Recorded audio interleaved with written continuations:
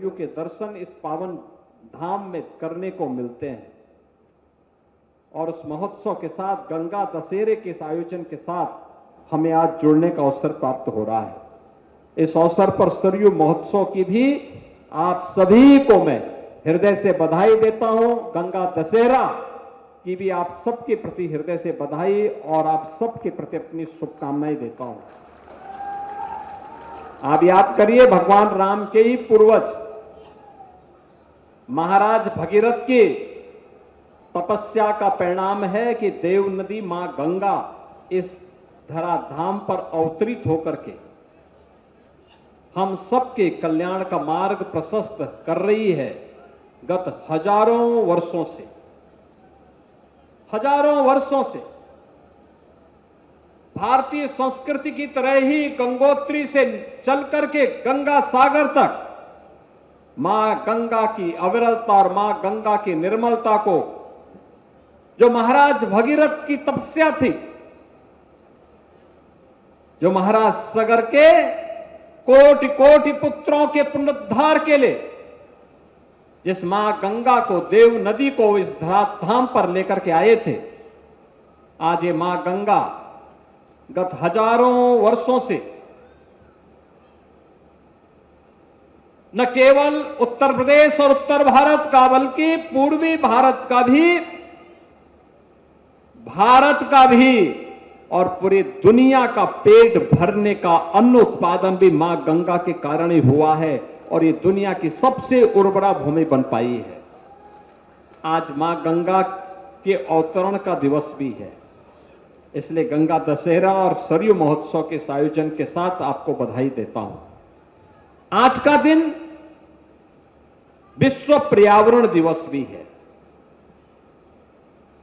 याद करना, प्रधानमंत्री मोदी जी ने जो काम कभी महाराज भगीरथ ने किया था, इस काल में वह काम प्रधानमंत्री मोदी जी ने किया है मां गंगा की अविरलता और निर्मलता को बनाए रखने के लिए, नमामि गंगे परियोजना के माध्यम से।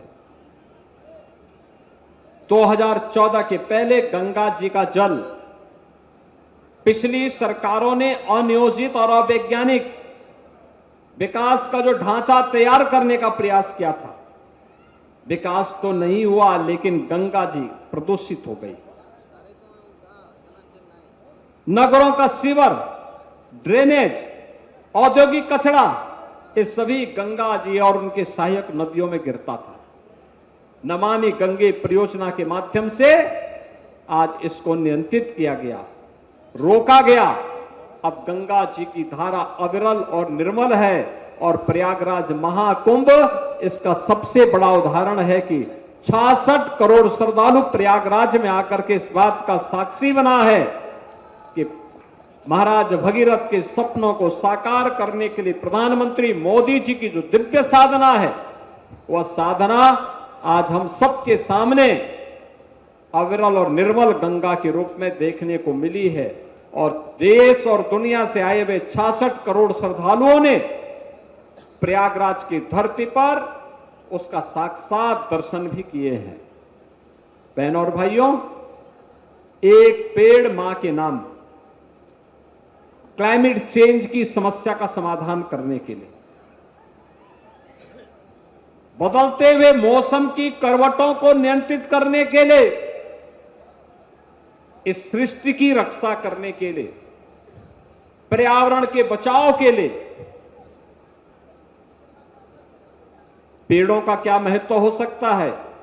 पर्यावरण को बचाने के लिए मोदी जी ने मां के साथ उसका संबंध जोड़ा है।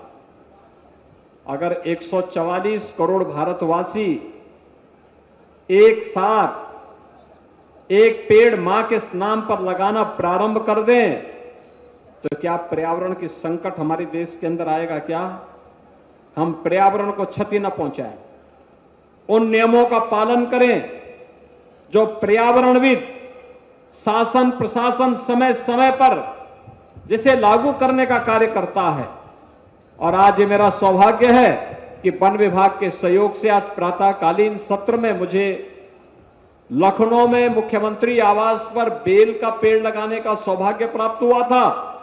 और अभी मां सरयू के तट पर मुझे पुष्प वाटिका में यहां पर पीपल, पाकड़, नीम और नवग्रहों के पेड़ों को लगाने के इस आयोजन के साथ भागीदार बनने का अवसर प्राप्त हुआ है। बहनों और भाइयों, आज से कार्यक्रम प्रारंभ हुआ प्रदेश भर में। उत्तर प्रदेश वन विभाग ने तय किया है इस सत्र में 5 जून के बाद 23 जून को कार्यक्रम एक देश में एक प्रधान, एक विधान, एक निशान ही रहेगा और यह उद्घोष भारत माता के महान सपूत डॉक्टर श्यामा प्रसाद मुखर्जी ने 1950 और 53 के बीच में उन्होंने उद्घोषणा की थी। डॉक्टर श्यामा प्रसाद मुखर्जी की इस उद्घोषणा के फलस्वरूप कश्मीर को बचाने के लिए उन्होंने अपने आप को बलिदान किया था। उनके बलिदान दिवस है 23 जून को। 23 जून को उनके बलिदान दिवस पर भारतीय जनता पार्टी जन सहभागिता के साथ बड़े पैमाने पर वृक्षारोपण के कार्यक्रम के साथ जुड़ेगी। 1 जुलाई से लेकर 7 जुलाई के बीच उत्तर प्रदेश सरकार के वन विभाग के नेतृत्व में प्रदेश भर में हमने हर जनपद को एक नदी को पुनर्जीवित करने का लक्ष्य रखा है। नदी संस्कृति फिर से जीवित हो। एक नदी हर जिले के अंदर पुनर्जीवित होगी और वृक्षारोपण इस बार नदी के तटवर्ती क्षेत्रों में होगा, हाईवे और एक्सप्रेसवे के तटवर्ती क्षेत्रों में होगा। उत्तर प्रदेश को हम लोग पर्यावरण की समस्या से मुक्त करेंगे और हरा भरा वातावरण देकर के आने वाली पीढ़ी के लिए सुखद और मंगलमय जीवन देने की कामना के साथ इस कार्यक्रम को आगे बढ़ाएंगे। आज विश्व पर्यावरण दिवस है, इसलिए एक पेड़ मां के नाम के साथ जुड़ने के लिए आपका अभिनंदन, आपसे अपील है, आप भी एक पेड़ मां के नाम जरूर लगाना। और दूसरा, पर्यावरण को हमें इससे बचाना, इस प्रकोप से जो अनियोजित, अनियंत्रित विकास है, इससे बचा करके, पर्यावरण की रक्षा करके क्लाइमेट चेंज की आने वाली समस्या का समाधान करने के लिए कार्य करना है। मैं धन्यवाद दूंगा महापौर अयोध्या को और उनकी पूरी टीम को, जिन्होंने अपने कार्यकाल के सफलतम 2 वर्ष आज पूरे किए हैं। महापौर जी, आपको और आपके पार्षदों को, पूरे नगर निगम को हृदय से बधाई। और इस अवसर पर महापौर जी के द्वारा 30 करोड़ से अधिक के मार्गों का, करोड़ की परियोजनाओं का यहां पर आज लोकार्पण हुआ है और 33 करोड़ से अधिक की परियोजनाओं का यहां पर शिलान्यास भी हुआ है। यानी विकास अयोध्या में, अब अयोध्या दिखती है कि ये भगवान राम की अयोध्या है। अब यहां की हर सड़क जो आप रामायण में पढ़ते हैं ना, अयोध्या की सड़कों की चर्चा, वह चर्चा आज की ही अयोध्या की चर्चा है।